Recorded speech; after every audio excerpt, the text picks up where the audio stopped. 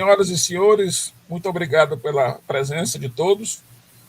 Inicialmente, temos a missão do Coronel Antônio Celente, presidente da Associação dos Diplomados da Escola Superior de Guerra, onde nos passou para tratarmos da guerra cibernética, tendo em vista as últimas ocorrências no leste europeu com a Rússia e a Ucrânia. Nós sabemos que isso existe e temos que comunicar à população nacional do que pode ser reduzido, que pode ser defendido pela nação brasileira. Nesse período dessa conjuntura do leste europeu, nós temos o prazer de convidar o professor Richard Guedes e o professor Alexandre Pinheiro, que vão tratar dessa palestra em nossa conferência. Temos que agradecer a todos os participantes, inclusive os adesguianos e os membros do Instituto Setem Mais, que colabora conosco neste evento. O professor Richard Guedes, pesquisador de segurança da informação, operações cibernéticas defensivas e ofensivas, pentest, inteligência e contra-inteligência. Bacharel em Sistema de Informação, mestrado em Direção Estratégica em Tecnologia da Informação da Universidade Europeia do Atlântico. Pós-graduação em Cybersecurity, MBA em Gestão de Projeto e TI. Escola Superior de Guerra, Escola de Comando do Exército, SM. É também participante da Associação dos Diplomados da Escola Superior de Guerra do Estado do Ceará. O professor Richard Guedes é membro de honra da Associação Brasileira de Segurança Cibernética, membro do Comitê de Segurança ANPD, entre outras, pesquisador e também faz parte da Tecnologia e Inovação do Instituto Setem Mais. O currículo é muito grande, mas para não ficar comunicando a todos desses currículos extraordinários, passa a palavra ao professor Richard Guedes para a sua apresentação em defesa e segurança cibernética em prol da nação brasileira. Agradeço a oportunidade ao ADESC, ao Coronel Duarte Frota e ao Coronel Celente. Então, a gente começa a apresentação de conceitos de cibernética. O que é uma guerra cibernética? Né? A guerra cibernética é tudo que pode causar efeito, né, no ciberespaço. Ataques, né, sistemas de computadores, né, comparável a uma guerra real, podendo ter efeitos, né, em sistemas... Caraca, desculpa, coronel. Minha cabeça tá... Isso vai ter que cortar, né? Tendo efeitos em meios físicos, né? Então eu trago aqui um exemplo, né, de uma guerra cibernética, uma guerra silenciosa, onde ocorre a todo instante, né? Então vou passar para o próximo aqui. Continuando os conceitos, a gente tem o uso defensivo, né? E em sistemas de informação, esse uso defensivo é usado para negar, né, a capacidade do sistema de comando e controle dos adversários, né, no contexto de planejamento militar de nível operacional ou tático. E também abrange toda a parte de proteção cibernética, ataque cibernético e exploração cibernética. A guerra cibernética é definida por ataques, né, ataques nos meios virtuais, no espaço cibernético, para atingir as infraestruturas táticas e estratégicas do oponente, com o intuito de espionar, sabotar, destruir sistemas adversários.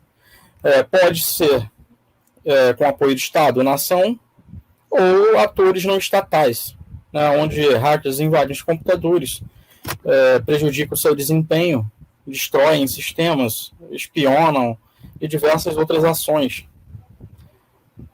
E o hacker, né, estuda o sistema de uma forma profunda. Isso aí, ele faz todo o levantamento do seu alvo, o sistema, os atores. Após o levantamento, ele coloca em prática a intrusão. Aqui a gente tem os conceitos de domínios operacionais. Né, o que é o domínio operacional? O domínio operacional, ele permeia, né, por todas as áreas. A cibernética é o quinto domínio. Então, hoje, a gente tem força terrestre, força marítima, força aérea, força espacial e a cibernética, onde transita por todas. Aí a gente tem uma imagem onde tem a tropa em campo, em terreno, E temos ali uma viatura de comando e controle, se comunicando com drone, com caça, né, com radares, outros tipos de viaturas, né, e na linha do horizonte tem um navio de guerra. E a cibernética pega todos esses campos, né, desde espacial até terrestre. O espaço cibernético ele é composto por dispositivos computacionais. Hoje em dia, IoT, né, tudo conectado. E o que contém nesse espaço cibernético? Contém a fonte cibernética, a guerra cibernética, a infraestrutura crítica de informação, infraestruturas críticas e operações de informação. A fonte cibernética é tudo que pode ser obtido no espaço cibernético, né? E com auxílio de ferramentas computacionais para a produção de fontes, né? Fontes humanas, fontes de imagens e sinais, e com isso a gente tem a produção de inteligência, o conhecimento de inteligência. A guerra cibernética corresponde a todo o uso ofensivo e defensivo de informações para negar a capacidade do seu adversário, né? Explorar e corromper, né? Degradar sistemas, né? De comando e controle. Principalmente sistemas militar, de defesa cibernética, os sistemas de comando e controle que já está integrado, né? Ações cibernéticas e o emprego das outras ações para proporcionar uma dependência do oponente em relação à TIC. Na infraestrutura crítica de informação, a gente tem todo o subconjunto de sistemas de informações que fazem um Estado, né, funcionar, fazem um país funcionar. Se o hacker ele ataca, né, um Estado-nação ataca essa parte de infraestrutura crítica, deixa totalmente incomunicável, inutilizável toda a comunicação daquele Estado. Então a gente vê isso daí lá na Rússia, né? A Rússia ela fez um ataque em toda a parte de comunicações da Ucrânia, deixou a parte incomunicável. Infraestruturas críticas, que é toda a parte de instalações, serviços, bens e sistemas, né, toda a parte de polo político, internacional, a parte de segurança de Estado, da sociedade, energia elétrica. Então, a Rússia está focando bastante agora na Ucrânia em atacar a parte de energia elétrica. E temos a operação com informação, onde busca o meio de influenciar o seu oponente, através de operações no ciberespaço, soltando notícias meio verdade, meio falsa, invadindo um site, desfigurando, deixando mensagem. Os russos também invadiram, não invadiram, né? Mandaram SMS para toda a tropa russa não ucraniana. Com isso daí causa um impacto psicológico na tropa. E aqui a gente chega nos conceitos de ameaça cibernética, artefato cibernético, ativos de informação cibernética, defesa cibernética e ameaça de zero day, dia zero. O que é uma ameaça cibernética? É tudo que pode causar um incidente cibernético e resulta num dano, né, ao espaço cibernético. Pode também resultar dano no espaço físico, né, através do cibernético, atingir os equipamentos, ele superaquecer, pegar fogo e outros, né? Temos artefato cibernético, tudo que é utilizado, né, no espaço cibernético para executar ações, né, de exploração de ataque cibernético. O artefato ele é uma ameaça cibernética.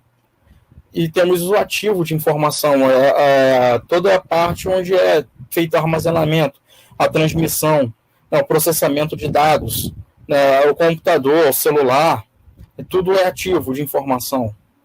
E o ativo, vou pular para o próximo aqui. Então vamos para a cibernética,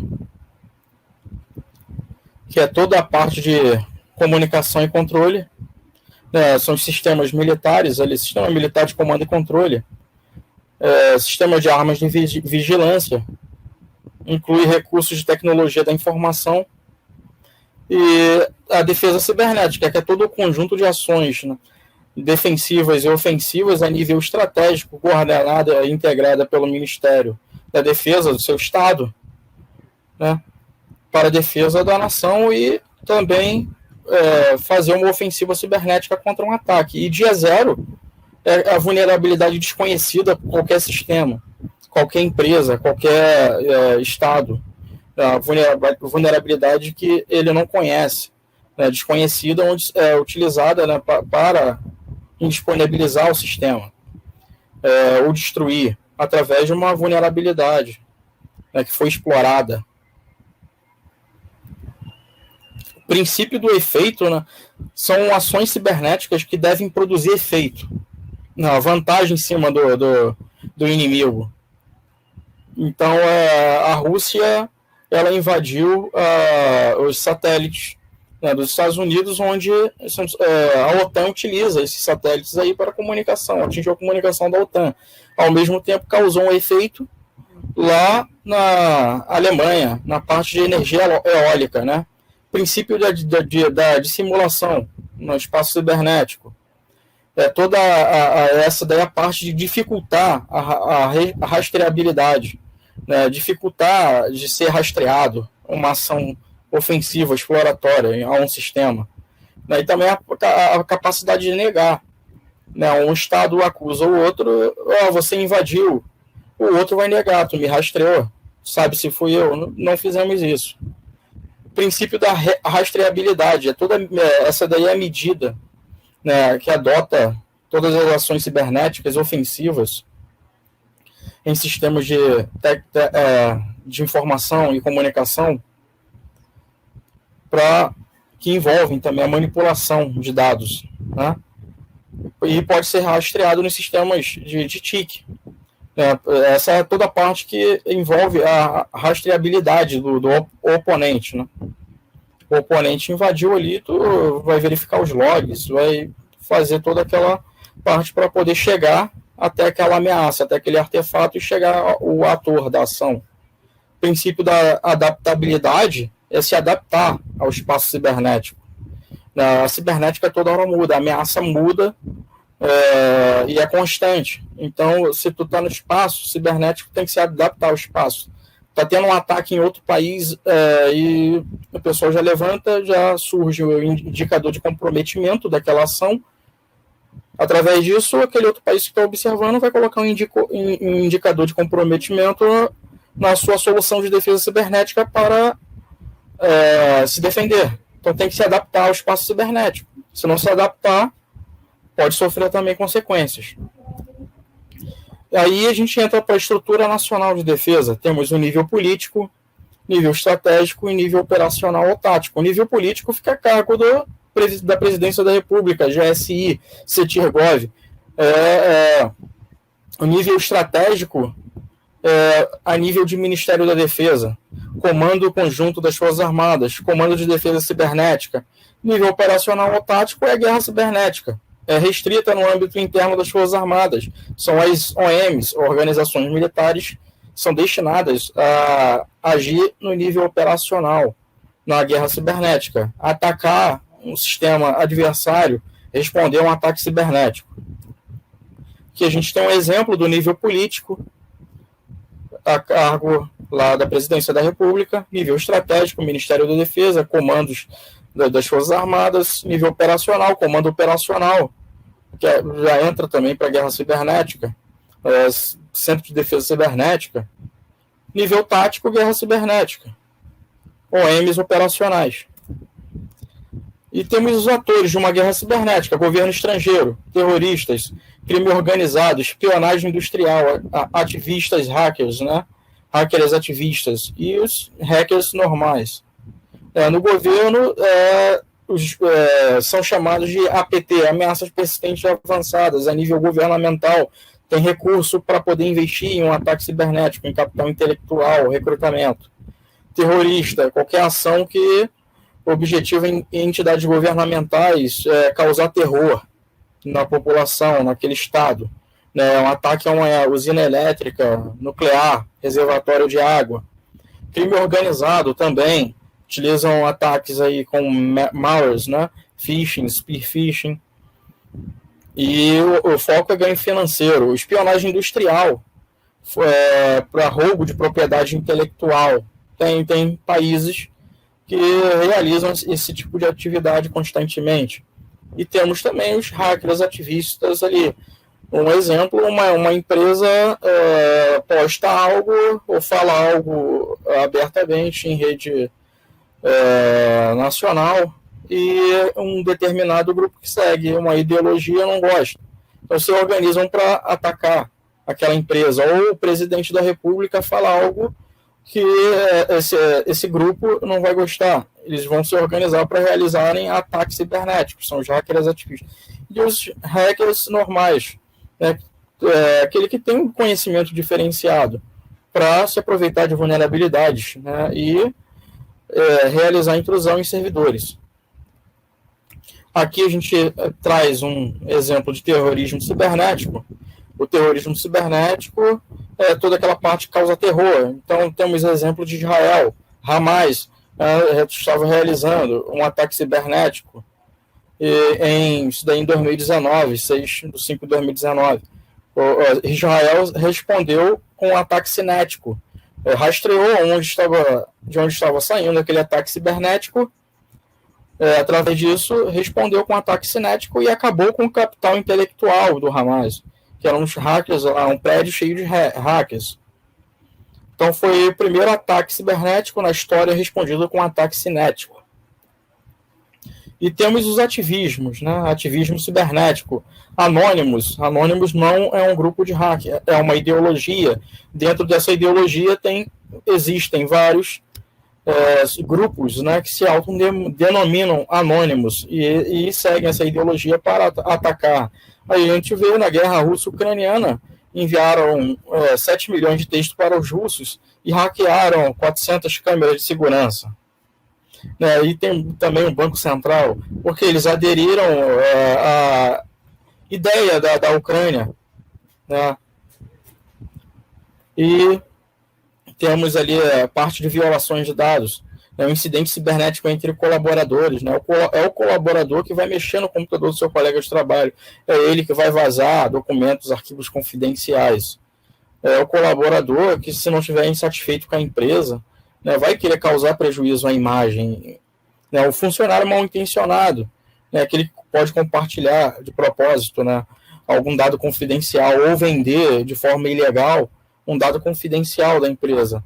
Dispositivos roubados também, um notebook, um celular, e pessoas maliciosas de fora. E são os vetores, né, de ataque que vão levantar todo aquele teu alvo, né, para, em seguida, realizar as ações cibernéticas.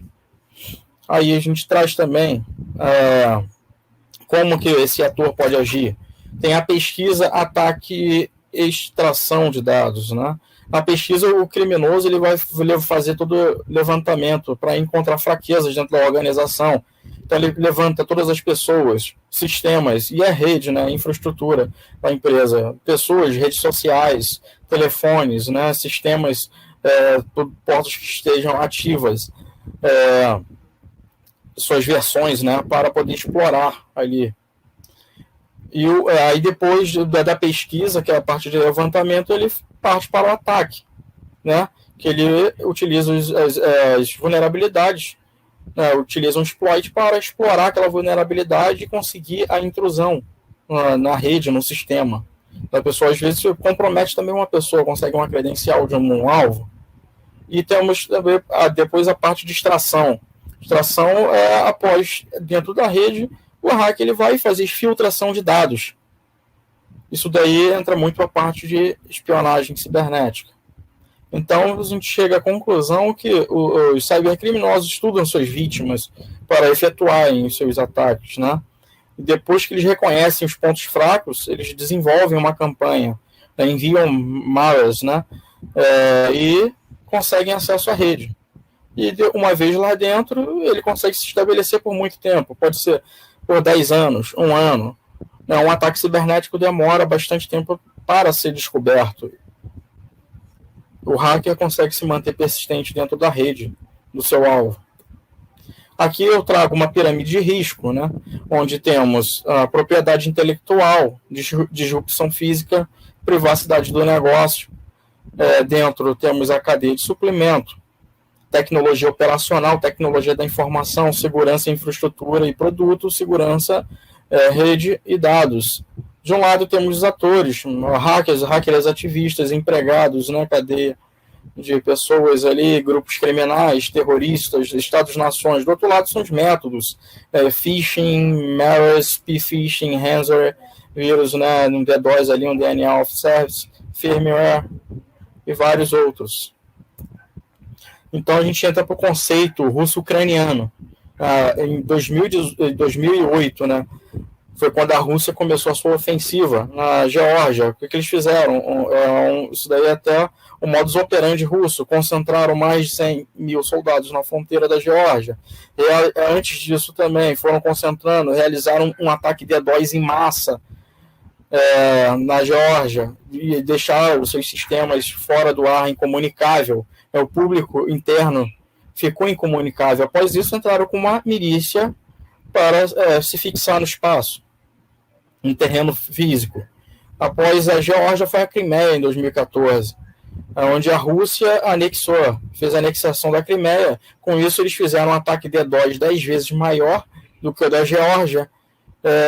Um navio russo, próximo à costa, fez um ataque de jamming, né, que entrou para a guerra eletrônica, deixou também incomunicável toda a parte de radiotransmissão, ninguém conseguia se comunicar externamente. E após isso daí também entraram fisicamente com milícias, né, e tinham soldados também, mais de 100 mil soldados concentrados na fronteira da Crimeia. E a Ucrânia começou em 2021, onde a Rússia concentrou mais de 100 mil soldados durante 2021 inteiro ali, atacando, fazendo spear phishing, vários outros tipos de ataques com malwares, né? E fizeram também D2, desfiguraram bastante os sites, né, do governo da Ucrânia. Com isso tem um impacto também psicológico nos soldados, no povo ucraniano, como uma operação psicológica por meio cibernético. E em 2022 resolveram entrar na Ucrânia. Aí aqui a gente tem uma timeline desse conflito cibernético desde o início ali, né, desde a desfiguração de sites, né, até o malware em 15 de janeiro que ele foi lançado, destrutivo. Esse é o mesmo que atingiu o satélite dos Estados Unidos, né, até 26 de fevereiro, onde a Ucrânia, depois de sofrer tanto ataque cibernético e já ocorreu a invasão física, resolveu criar o seu exército de TI. Aí grupos de cybercriminosos alinhados à Rússia, né, a ideologia da Rússia, como Conte, outros grupos cybercriminosos, né, se alinharam e começaram também a atacar a Ucrânia. E temos ali em 6 de março, né, quando foi invadido ali os satélites, né, da Kassat. Passar para o próximo aqui. Então aqui a gente tem uma ideia melhor como esses atores estão agindo no espaço cibernético. De um lado a gente tem pró-russos, do outro lado a gente tem a Ucrânia, né? O anti-Rússia ali. A anti-Rússia é Anonymous, né? O The DOS Secrets, o Kevin Sec. Do outro lado a gente tem o Conte ali, o Free Civil, né? O Stormo Hansor, né? E outros. Aí, isso a gente já chega na parte de violações no espaço cibernético. Com esses grandes quantidades de ataques, né, a gente vê aí, a Cato sofreu um ataque, a Honda, Porto Seguro, STF, Fiocruz, o tratamento de água dos Estados Unidos, né, Uber, a companhia aérea, o SBT, o serviço de hospedagem da GoDaddy, CVC, Atento, e diversas outras, né? Presídio nos Estados Unidos. E aqui a gente traz uma estatística de incidente cibernético desde 99 a 2020, 2021 ainda não saiu. Isso daí qualquer um pode encontrar no site do CERT-BR. E sabemos que muitas empresas sofrem vazamentos de dados, ataques, e não enviam, né, não compartilham com certos. Esses dados são as empresas, organizações que compartilham. E nisso, finalizo aqui a apresentação. Gostaria de agradecer ao conferencista Richard Guedes por essa brilhante apresentação. E vamos agora ler o currículo do conferencista Alexandre Pinheiro, que fará a próxima conferência. Alexandre Gomes Pinheiro profissional com mais de 25 anos de experiência em TI, é especialista em computação forense e perícia digital, pelo IPOG MBA em segurança cibernética pelo Unifor. Contabilista e bacharel em sistema de informações, é membro do IAPP, vice-diretor de educação e membro da APCOF, Associação Nacional dos Peritos em Computação Forense. Da ABNT também faz parte da segurança de informação, segurança cibernética e proteção da privacidade e gestão de risco. O Alexandre Pinheiro foi convidado da disciplina de Defesa Cibernética da pós-graduação de Geopolítica e Relações Internacional da ADESG, em Mato Grosso do Sul, e da Unifor. O currículo também é muito extenso, ele tem também certificações em várias áreas e também trabalha no Parque Tecnológico São José dos Campos com o Richard Guedes e com o Sindicato Nacional da Indústria de Materiais de Defesa. E também participa da inteligência estratégica do Instituto Setemais e pela PECOF. Passa a palavra ao conferencista Alexandre Gomes Pinheiro. Olá, muito boa noite, Coronel Duarte Frota, professor Richard Guedes, né, muito obrigado pela oportunidade, né, a gente está conversando hoje sobre esse assunto de tamanha relevância, né, essa questão da guerra cibernética, no dia de hoje tendo como pano de fundo aí a questão da invasão da Rússia à Ucrânia, né, será muito fácil para mim conduzir aqui a continuidade dos trabalhos, né, diante dessa excelente apresentação que o professor Richard Guedes fez, onde ele trouxe aí os conceitos iniciais, né, que eu vou me apossar de alguns desses conceitos aí, para que a gente possa conduzir melhor essa breve apresentação que eu farei. Né, antes de mais nada, na pessoa do Coronel Duarte Frota, né, eu gostaria de saudar aqui a todas as autoridades, né, que estão aqui nos assistindo, nos dando aí o prestígio, nos abrilhantando aí o nosso evento. Eu vou compartilhar aqui a tela.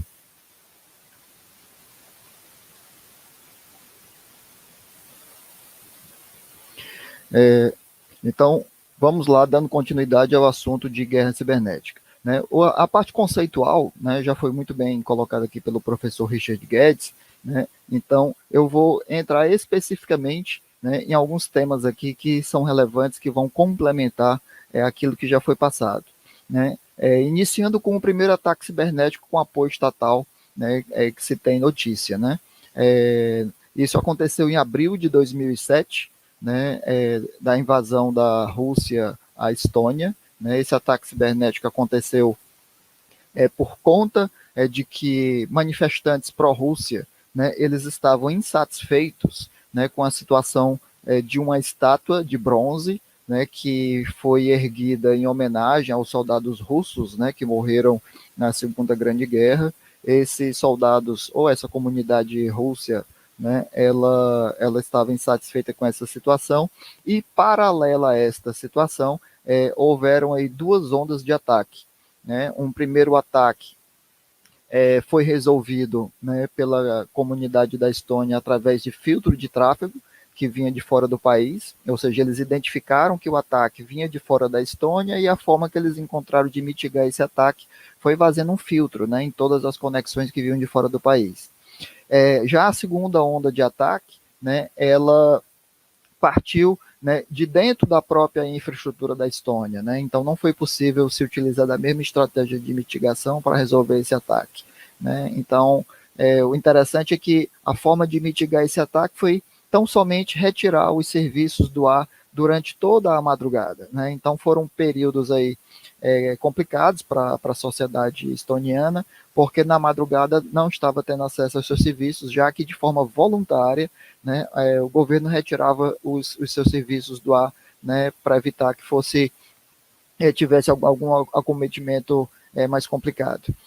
E como se bem sabe, né, dentro dessa parte de ataques cibernéticos, no que diz respeito à guerra cibernética, quando tem um apoio estatal, os países, né, que são acusados desses ataques, eles não assumem os ataques. Né? E especificamente nesse ataque aqui da Rússia à Estônia, né, nós temos ali, abre aspas, né, um comentário ali, né, do presidente Putin, né?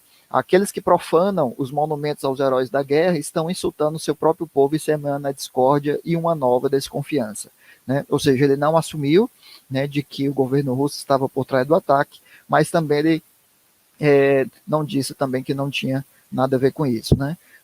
Esse ataque foi conhecido como Noite de Bronze, exatamente por conta da estátua, né? E acabou, né, com o governo estoniano concordando em retornar a estátua de bronze à sua posição original. O ataque famoso, cibernético mais famoso, foi o Stuxnet, né, em 2009. Né? Esse ataque ele foi muito bem coberto, né, pelo livro com o nome de Countdown to Zero Day, né, onde neste ataque, né, acredita-se a responsabilidade desse ataque às forças cibernéticas de Israel e Estados Unidos, né, mas assim como eu já comentei anteriormente, né, não existe uma declaração oficial de que eles assumem esse ataque. O Stuxnet ele teve como objetivo retardar o enriquecimento uraniano feito pelo Irã, né, com o objetivo de construção de suas bombas atômicas. Né? Retardar, porque, obviamente, após o processo de ataque, mitigado as suas situações, né, toda essa parte de pesquisa de enriquecimento de urânio, ela retornou. Né? Mas os especialistas acreditam que este ataque ele propiciou um atraso de quase 2 décadas ao enriquecimento de urânio pelas usinas iranianas. Né? O interessante é que esse ataque denominado Stuxnet, ele é carregado de uma série de situações que aconteceram pela primeira vez. Né? Então, pela primeira vez, né, se tem notícia de um ataque denominado APT, né, que é o Advanced Persistent Threat, onde não existe uma pressa, né, do atacante em atingir o seu objetivo. Né? Então, ele iniciou muitos anos antes do que 2009, né, onde foram difundidos esses malwares, né, pela rede, pela internet como um todo. Né? Vários dos países sofreram como efeito colateral também a contaminação por este malware, né? Mas esse malware ele era dotado de uma inteligência muito interessante, que mesmo que contaminando outras instalações que não a usina iraniana, embora contaminado, ele não acionava a sua carga, a sua carga que provocava exatamente o dano, né? O dano à questão a parte eletrônica, né? Das usinas iranianas para a qual ele foi concebido. Né? Nos Estados Unidos, tempos depois, né, a NSA divulgou alguns vídeos, né, de um projeto denominado Aurora. Esse projeto Aurora, acredita-se, né, que ele fez parte, né, da criação, né, de um dos insumos necessários para o Stuxnet, onde no projeto Aurora, pela primeira vez, né, se testou um ataque cibernético, né, a um equipamento eletromecânico, né, provocando um dano físico. Né? Então, uma vez que esse projeto Aurora, né, que aconteceu em Idaho, né, de forma secreta nos Estados Unidos, foi exitoso, né, se avançou com o Stuxnet. Né? Então, o malware Stuxnet, uma vez que ele identificava que se tratava de uma centrífuga exatamente do mesmo modelo que era utilizado no Irã, e que se encontrava no georreferenciamento iraniano, ou seja, ele existia uma série de checagens para verificar que se de fato se tratava ou não das centrífugas iranianas, ele iniciava esse ataque, né, para que fosse sobrecarregado o sistema de refrigeração das centrífugas. Né? Então, tem-se conhecimento de que pelo menos 2.000 centrífugas, né, de um total de quase 9.000 centrífugas, né, teriam sido afetadas por esse ataque. Aqui eu vou trazer aqui alguns grupos, né, de hackers, né, com patrocínio estatal, né, que se tem conhecimento. Né, novamente, repito, né, o governo russo ele não assume essa declaração. O Richard até comentou alguns desses grupos, né? Então nós temos ligado diretamente à presidência, né, da Rússia, né, ou seja, diretamente ao governo Putin. Nós temos ali a SVR, né, que é o serviço de inteligência. Embaixo do serviço de inteligência nós temos diversos grupos hackers, né, de patrocínio estatal, né, onde o mais famoso deles é o APT-29, né? Nós vamos voltar a falar sobre o grupo APT-29. Nós temos ali ligado ao Ministério da Defesa um grupo hacker ativista denominado GRU, né? E aí nós temos ali embaixo ali do GRU, né, alguns grupos, né, denominado ali o APT-28, né, o Voodoo Bear, né, o Sandworm também. Sandworm a gente vai falar sobre ele, né, porque por trás dele, embora ele tenha iniciado as suas operações mais recentemente, né, existem algumas situações aí que são creditadas também a este grupo hacker. Então nós temos de forma resumida, né, são vários os grupos, mas aqui eu vou destacar os mais famosos, né?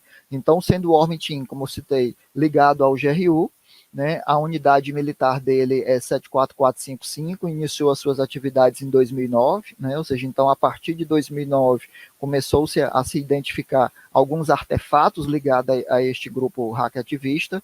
O APT-28, né, talvez seja um dos mais antigos, né, é ligado ao GRU também, unidade militar 26165, né, e desde 2004, né, se tem conhecimento, né, se identificam alguns artefatos que estão ligados a este grupo. O Lorec, né, por incrível que pareça, mesmo em período de pandemia, né, houve aí uma ação hacker ativista muito forte, né, e aí foi exatamente nesse período que surgiu o Lorec, né, agora em 2021. E o APT-29, como eu citei, né, que é um dos mais conhecidos aí, pelo impacto, né, pela forma de atuação que ele tem atuado, embora ele tenha iniciado somente em 2015, né, é um dos mais conhecidos, né? E o que fazem esses grupos, né? O Richard, o professor Richard até comentou algumas dessas atividades aí, como, por exemplo, a parte de defacement de site, como, por exemplo, o ataque de negação de serviço distribuída, que tem por objetivo retirar do ar, né, determinados serviços, né, saturando a capacidade de atendimento a requisições a esses serviços. Mas aqui a gente tem alguns detalhamentos, né? Ou seja, o DDoS, né, que é exatamente o ataque de negação de serviço.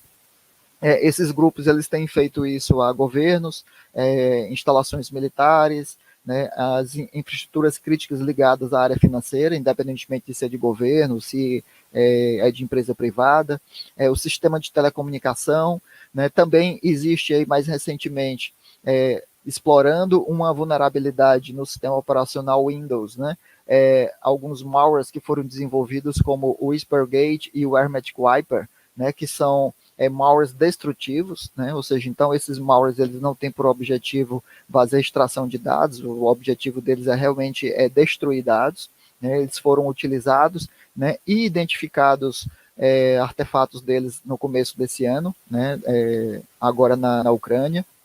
Também existem algumas atuações desses grupos hackativistas ligados à parte de espionagem, inclusive na parte de espionagem especificamente tem um alerta, né, feito pela agência americana ligada à parte de segurança de infraestrutura crítica, que é a CISA, né? Aqui está o código desse alerta.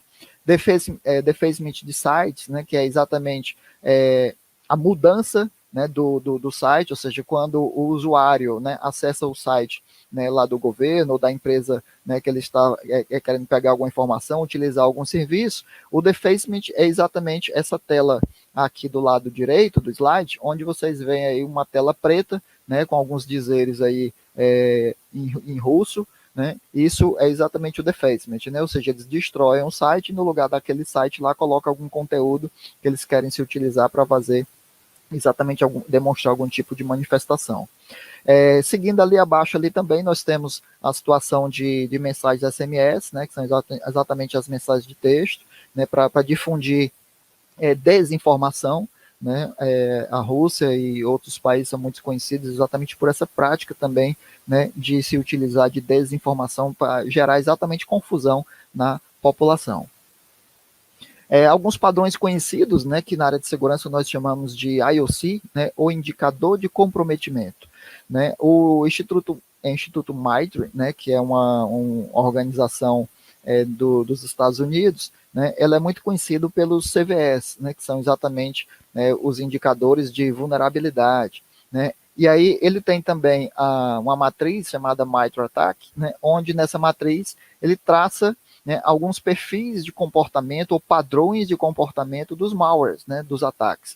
E aqui nessa matriz, eu acho que a letra aqui está bem pequena, mas eu acredito que depois esses slides essa apresentação será compartilhada, mas independentemente disso, vocês pesquisarem por MITRE ATT&CK, né, IOC, né, de APT russo, por exemplo, vocês vão chegar nesse slide aqui também. E aqui em cima também tem a fonte diretamente da SANS, né, que é uma das instituições ligadas à área de capacitação mais conhecida no mundo aí, né, de capacitação de cibersegurança.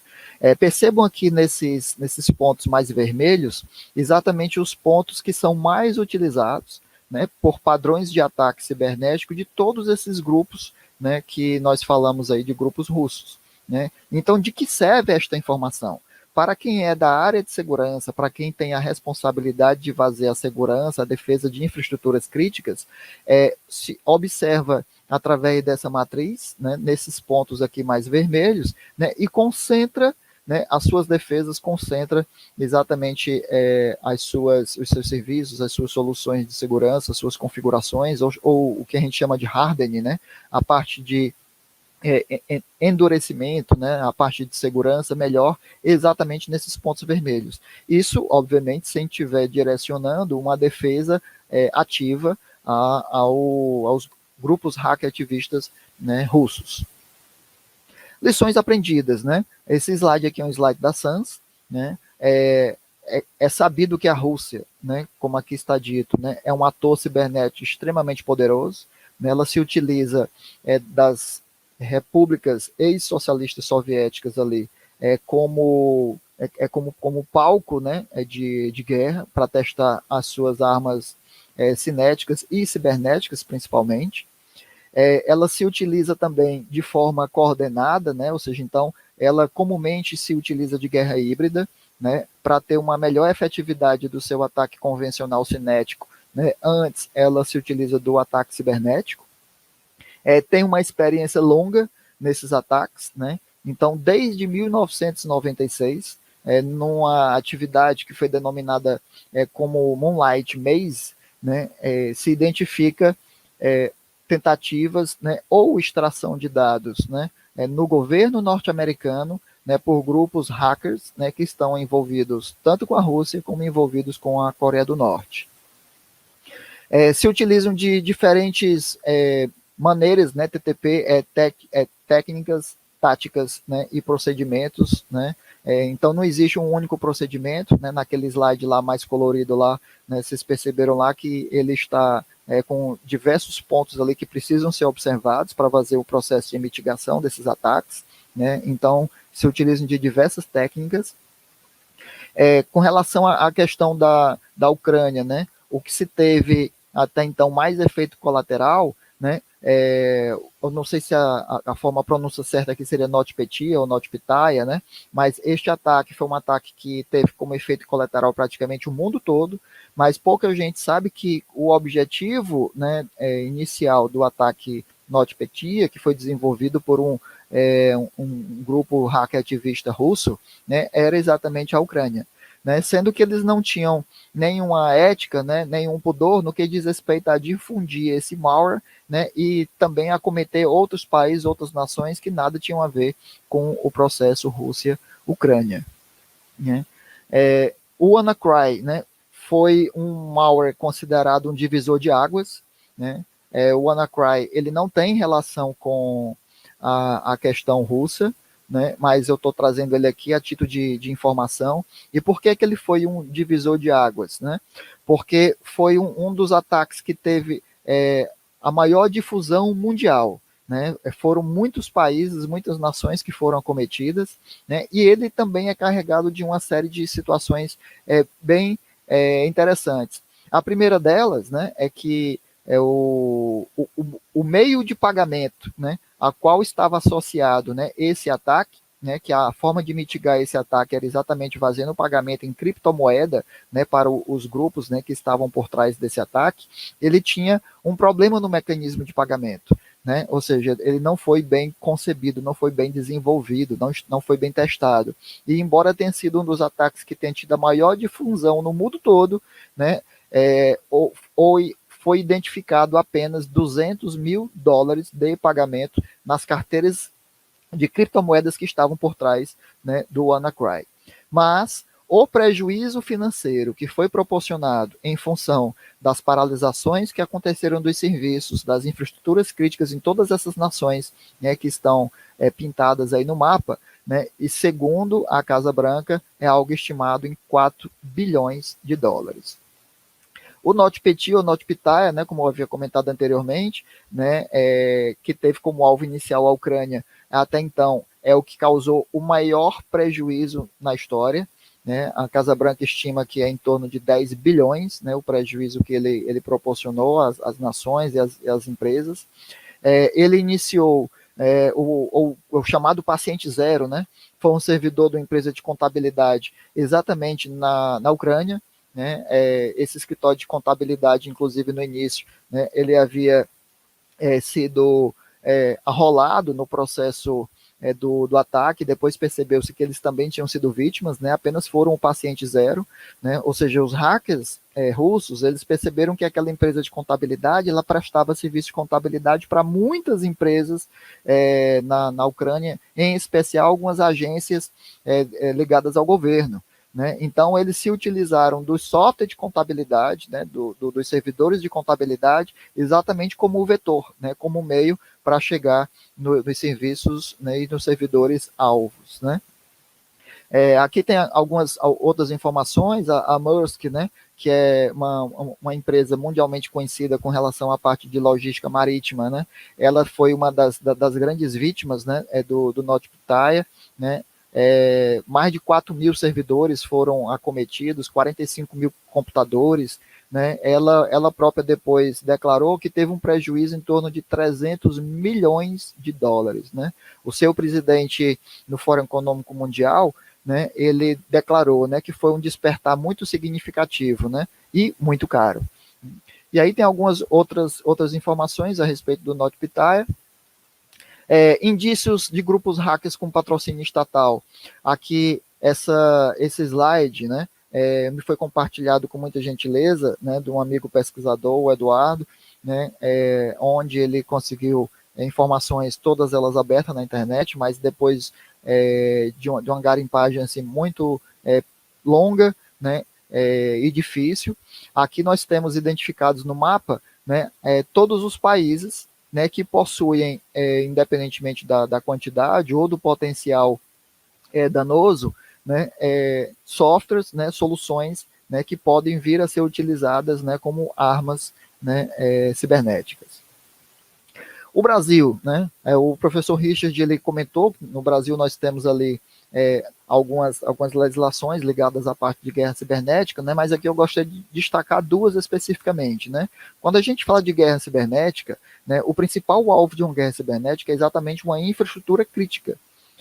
E recentemente nós tivemos alguns avanços nesse aspecto da legislação brasileira sobre a parte de infraestrutura crítica. Né? Então nós tivemos a criação da nossa Política Nacional de Segurança de Infraestrutura Crítica, através do decreto 9573 de 2018, e mais recentemente, né, a nossa Estratégia Nacional de Segurança de Infraestrutura Crítica, através do decreto 10589 de 9 de dezembro de 2020. Na legislação brasileira são consideradas infraestruturas críticas, né, a parte de águas, né, envolvendo águas e barragens, comunicação, contemplando a parte de telecomunicações como um todo, radiodifusão e serviços postais. Em energia, nós temos energia elétrica, né, tanto geração como distribuição, petróleo, gás e biocombustível. A parte de finanças, e aqui eu repito, como eu já falei anteriormente, é considerado uma infraestrutura crítica não apenas aquelas instalações que são de posse do governo, mesmo aquelas que estão sob concessão ou são inerentemente da área privada, também são infraestruturas críticas.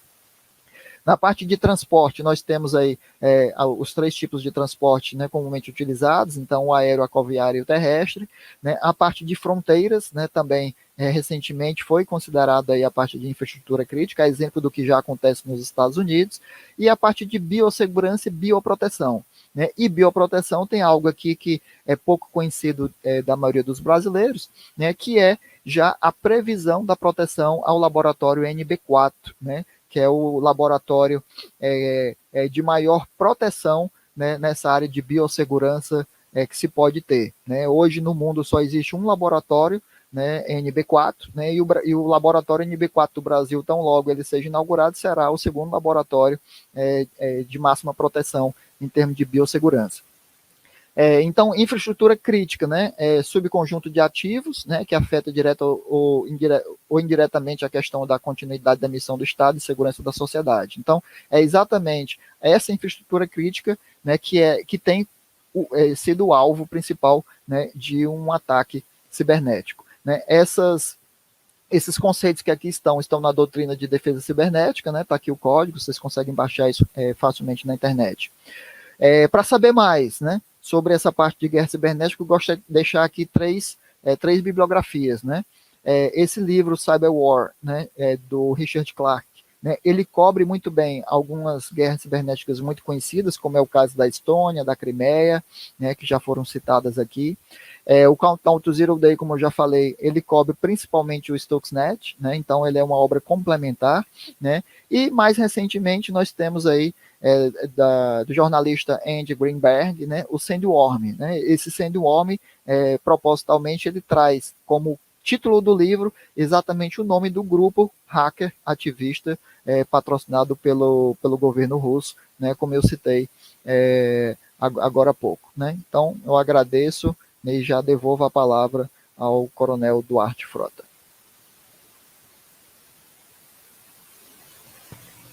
Obrigado, Alexandre. Mais uma aula que eu aprendi com o Richard Guedes e com você. Cada vez que eu assisto umas conferências de vocês, o neurônio fica mais fortalecido.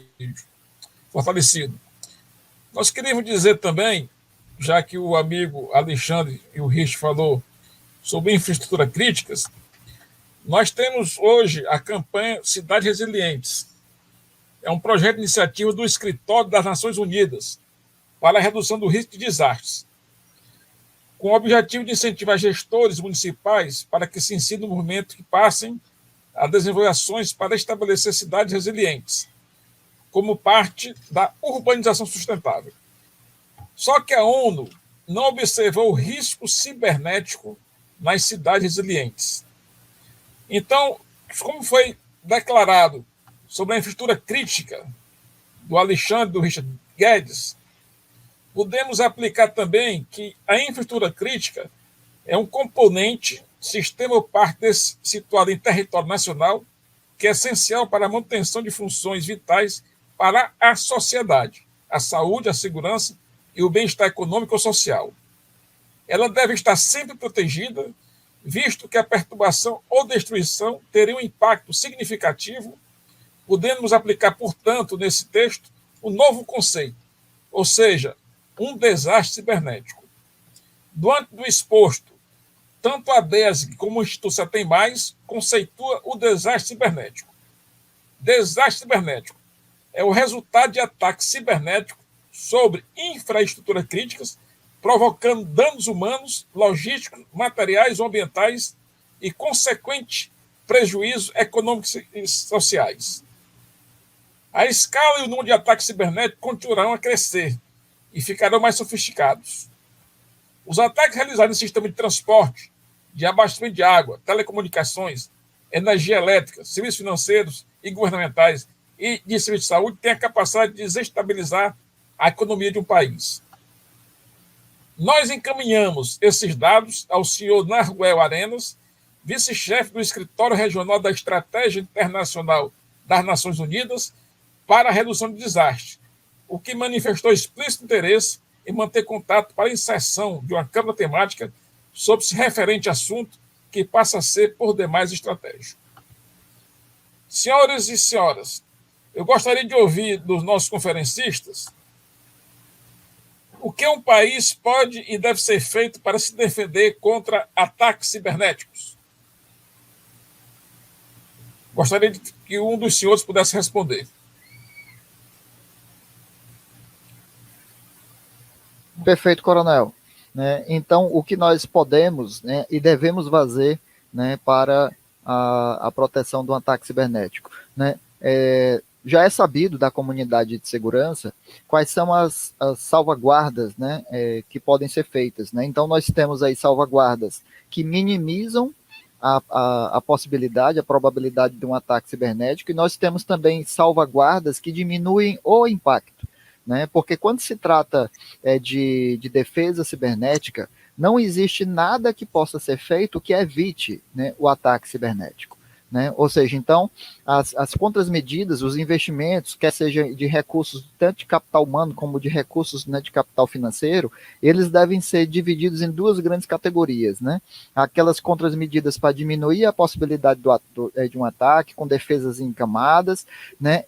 E em tendo o ataque, ou seja, nós temos que contar que o ataque acontecerá, né? E em tendo o ataque, quais são as salvaguardas que vão minimizar esse impacto, né? E aí existem diversas estratégias, quer seja na parte de desenho, de arquitetura das soluções, para que a gente possa fazer a contenção desses ataques. Né? E nesta mesma toada, né, nós temos aí também a divisão, né, das nossas salvaguardas, dos nossos investimentos na área cibernética em três grandes grupos, né, que se subdividem desses que nós falamos aqui. Ou seja, o investimento naquilo, né, que eu vou prevenir, né, daquilo que eu vou ter a capacidade de detectar ou ter a visibilidade, né, de que estou sendo atacado. Né, por incrível que pareça, pode parecer bobagem essa questão da visibilidade, mas estatisticamente, né, os principais fabricantes de soluções de cibersegurança do mundo, né, eles trazem um dado que é aterrorizante. Né? As empresas e governos, né, passam em torno de 270 dias para identificar que as suas redes foram atacadas. 270 dias. Né? Ou seja, então os investimentos em soluções que dão visibilidade de que a rede foi atacada, de que a sua infraestrutura cibernética ela foi acometida através de um ataque, né, também é muito importante. E o terceiro grupo, né, é exatamente o grupo da recuperação. Ou seja, considerando, né, que eu serei atacado, né, nem tudo eu vou conseguir me defender e vou ser de fato acometido, né, eu tenho que iniciar as minhas estratégias de recuperação para retornar aos meus serviços o mais rapidamente possível. Nós queremos ressaltar que a DESG do Ceará, em parceria com o CETEM+, no caso foi realizada através do CETEM+, uma proposta do Guardião Cibernético do Exército Brasileiro. Mas as pessoas vão perguntar, que instituto é esse CETEM+? A explicação é a seguinte: hoje em dia reconhece cada vez mais a importância das áreas CETEM, Ciências, Tecnologia, Engenharia e Matemática, CETEM em inglês, para o desenvolvimento das sociedades modernas, assumindo um papel fundamental no crescimento econômico sustentável. A construção de soluções fundamentais na abordagem multidisciplinar CETEM sustenta-se no pensamento crítico e analítico, essenciais para a melhor condução possível de projetos complexos. O Instituto CETEM+, colabora com as Forças Armadas, Segurança Pública, Defesa Civil, Segurança Nacional e Estratégia Nacional de Defesa para concluir para o Brasil uma segurança e defesa cibernética. Portanto, eu queria ouvir dos senhores o pleito do Guardião Cibernético, que vai ser o maior exercício sul-americano atualmente.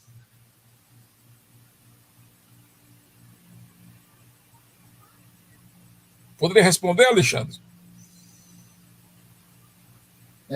Falhou a sua conexão para mim, Coronel Duarte Frota, né? Com relação ao exercício Guardião Cibernético, qual é a pergunta? É para você explicar como o CETEM+ está desenvolvendo também esse procedimento do Guardião Cibernético. O que for possível difundir, porque tem alguns setores que são reservados. Perfeito. né? Obrigado pela pergunta e pela oportunidade de trazer esse esclarecimento. O exercício Guardião Cibernético, né? Ele este ano está na sua 4ª edição, né? Então é o exercício Guardião Cibernético 4.0, né? Ele é uma atividade de extrema importância, né? Realizada e capitaneada pelo Exército Brasileiro, com a participação de todas as forças, né? E em cada edição participam novos atores, né? E hoje não apenas mais atores da área de governo, mas atores inclusive do segmento aí privado, em especial aqueles ligados à parte de infraestruturas críticas, né, como telecomunicações, como sistema financeiro, a parte de água, gás, né, como muito bem nós colocamos aqui nessa apresentação. O objetivo do exercício do Guardião Cibernético é exatamente a parte de simulações, né, nessas infraestruturas, né, no que diz respeito à parte de ataque e defesa cibernética. O edital do exercício do Guardião Cibernético, ele convoca, né, as empresas especializadas nessa área cibernética em vários pilares, né? Então nós temos ali o pilar do fornecimento da parte de links, temos um pilar fornecimento na parte de equipamentos, né? E nós especificamente do Instituto Setem Mais, né, juntamente com os nossos empreendedores associados estratégicos, o Grupo Enes Telecom e a Armitec Tecnologia Robótica, nós fizemos uma proposição de entregar a competição Capture the Flag, né, ou plataforma CTF. Né? A plataforma Capture the Flag, plataforma CTF, ela tem por objetivo, né, medir, né, como está, né, os participantes da plataforma CTF no que diz respeito aos seus conhecimentos, né, de ataques cibernéticos, né, e aí quer sejam de ataques básicos ou ataques até mais elaborados, dependendo do desafio. Então, nós entregaremos, né, uma plataforma CTF para ser utilizada por ocasião do exercício do Guardião Cibernético 4.0. Alguma consideração, professor Richard Guedes? Por mim, está tudo jóia.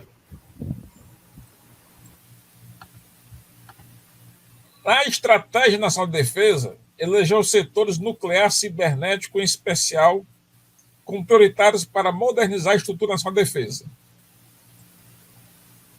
O documento delegou à Marinha do Brasil a gerência do programa nuclear, ao Exército Brasileiro a liderança da defesa cibernética em território nacional e a Força Aérea e o Programa Espacial. Com esta missão de hoje, abordamos um pouco da defesa cibernética. Nesses 3 setores, a prioridade da Estratégia Nacional de Defesa é levar a capacitação científica e tecnológica do país e preparar os recursos humanos para atuar sempre exigindo que no limite do conhecimento. Deixo a palavra aos conferencistas para o encerramento do evento, agradecendo ao presidente da ADEX Nacional, Coronel Antônio Celente, por essa missão. Nós temos muito a contribuir para o Brasil e essa conferência foi importante para o conhecimento da população nacional. Deixo a palavra aos senhores para os encerramentos.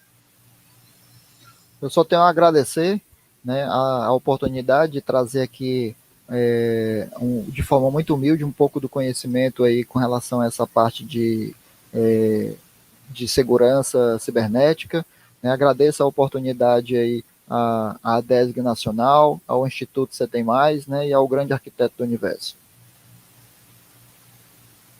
Dr. Richard Guedes, para o encerramento. Gostaria de agradecer ao Coronel Celente, né, ao Coronel Duarte Frota e a ADESG como um todo. Então, para encerrar, nós podemos dizer que nesta terra da luz, onde nasceu o patrão da infantaria, Brigadeiro Sampaio, o patrão-mor Aguiar da Marinha e Marechal Cassimiro Montenegro da Aeronáutica, encerramos essa conferência e agradecemos a todos pela oportunidade. Muito obrigado. Até mais.